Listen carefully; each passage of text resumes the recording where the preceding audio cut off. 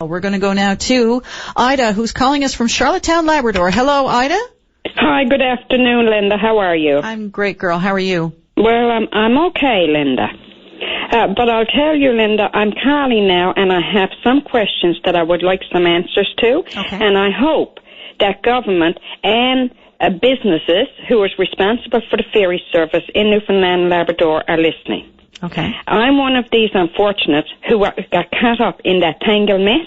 With the Apollo. With the Apollo. Mm-hmm. On New Year's Day, we left here at 5 o'clock in the morning to cross over to St. Barb's for a doctor's appointment with the cancer specialist at the Health Science in St. John's.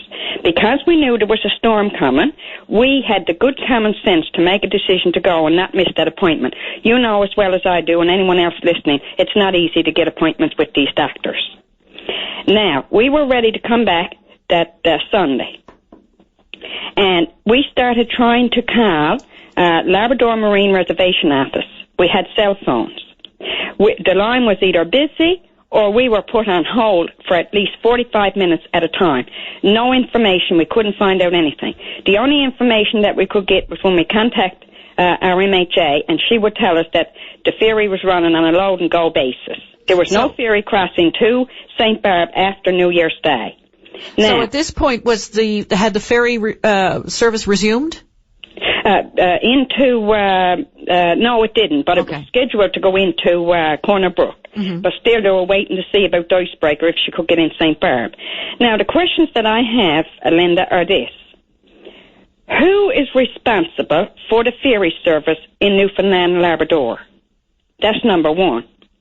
I'm not clear on it, because the buck keeps passing back and forth to the contractor or to the government. Right. Well, the government ultimately, I guess, is responsible, but some of the services are contracted out to individual companies. I understand. Yeah.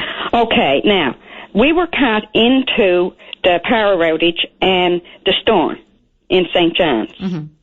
The roads were blocked. Power was out.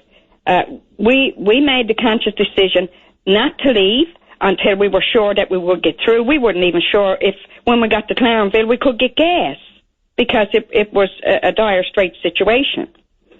On last Friday, we decided, okay, we're going to go, even though we couldn't get a hold to the reservation office to find out what was going on or where we had to go or what we had to do. We came on and we got to Deer Lake. When we got to Deer Lake, we still couldn't get any answers. The weather was really poor. So we made a decision to go through the Bombay Hills and get down as far as Rocky Harbour, and that way, if the ferry was going in St. Barb, we'd be on the right track and we wouldn't have to cross into the Bombay Hills early in the morning. Or, if she was coming into Corner Brook, she wouldn't get in till late evening, so the roads would be well sanded late in the daytime as opposed to 3 or 4 o'clock in the morning.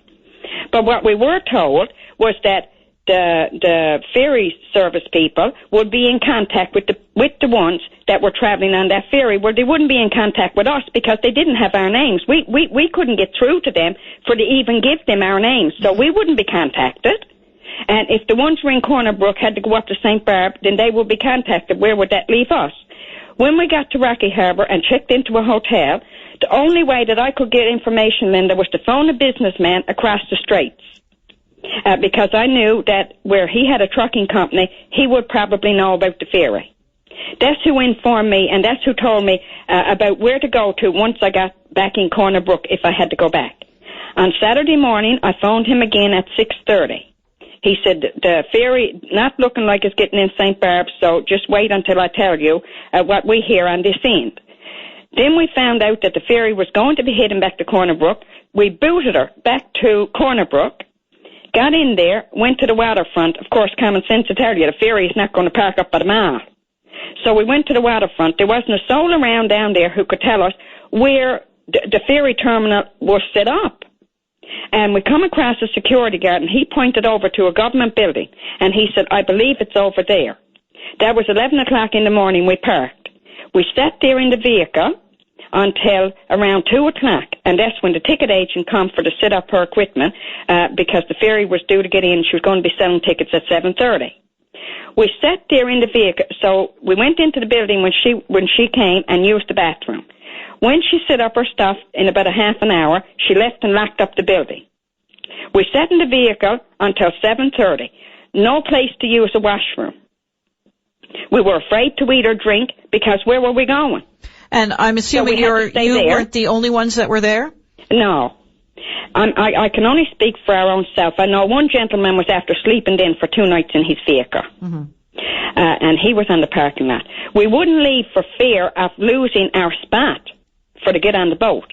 The lady came back, the ticket agent came back at 7:30, and we proceeded into the building. When we got in, it was just in the corridor of the building, just in the main entrance is where they were set up. If I had to count the chairs, I would say between 8 and 10. I stood in the lineup from 7:30 till about 11:30, 20 to 12. I asked the ticket agent, did she think we were going to get on? She told me how many vehicles they could take and how many was booked. So they could take 50 vehicles. Mm-hmm. Now, around 11:30, she called out and said there was 49 vehicles on, and I was the last one was on that list, okay, to get on the boat. So she called me up to the counter. And as I took out to go pay for my ticket, the call came in from the ferry and said, don't take any more until we get what we got straightened away first. And I stood there for a long time waiting for the ferry to call back, and she called back and said, no, they couldn't take that 50 at one. Now, Linda, here's what else happened. There was 15 unmanned vehicles put on that ferry with no drivers. And the reason they were put on, they said it was government orders because some of the people choose to walk on the day before with the guarantee that they would put their vehicles on the next sailing of the boat. Okay, I understand that. But these people should have been made to understand that a vehicle should not come before a person. To me, there was no common sense used there. Then, Linda, was so much happened. Anyway, but that's fine. I think we understand that there was a lack of communication. So we understand the circumstances surrounding what happened with the Straits ferry. There was a number of issues there. There was the heavy ice, there was the icebreaker service, and there was the inability to get in and out of St. Barb in particular. So through this, there was a lot of confusion, obviously, and you, as one of many passengers who were stuck on one side trying to get to the other, what's apparent from your story thus far, and I don't know if we need to go into any further details, but what's apparent is that you couldn't get the information that you were looking for and needed as a passenger. Not only could I not get the information that I needed as a traveling person, like once that I did find it out on my own, who was responsible for making these decisions? When 11:30 came, or 20 to 12, the building was locked up. We were put out into the freezing, icy rain and told to go find a place to put our head down.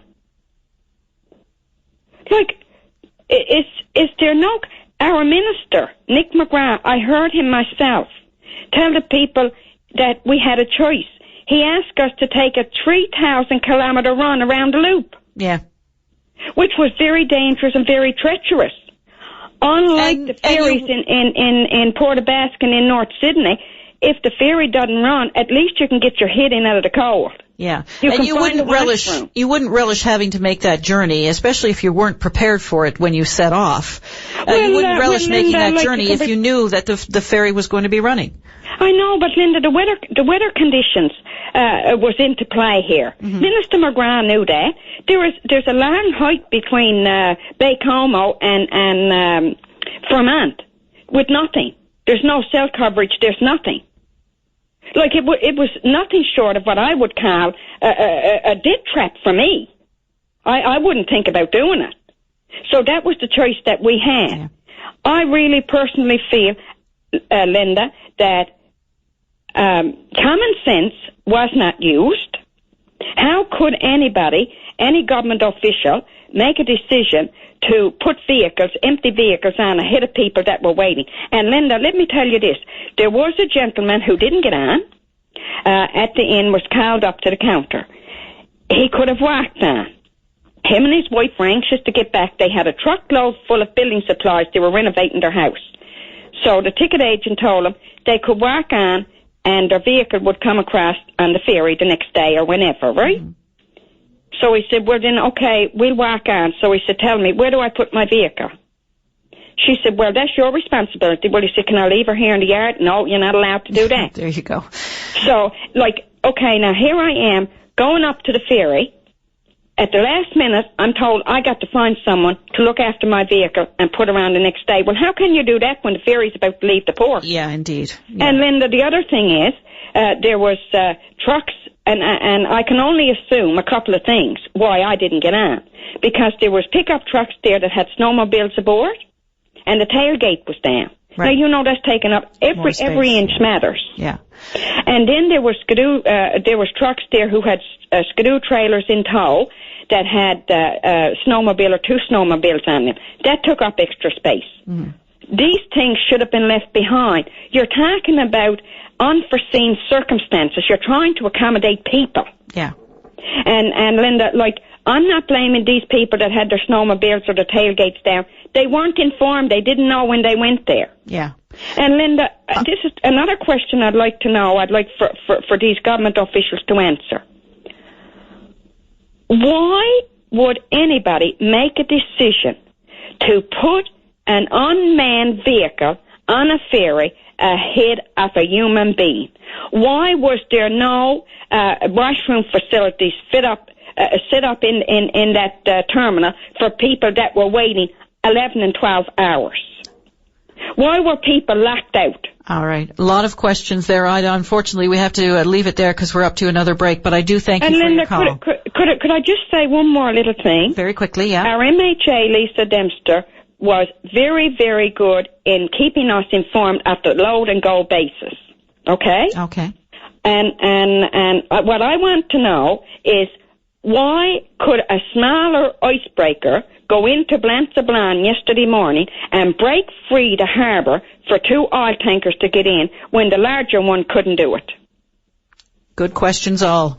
Ida, thank you very much for your call. Where was our MP with regard, because I'm assuming that the icebreakers is a federal issue. Right. So I'm wondering where our MP, Van Jones, was in this too.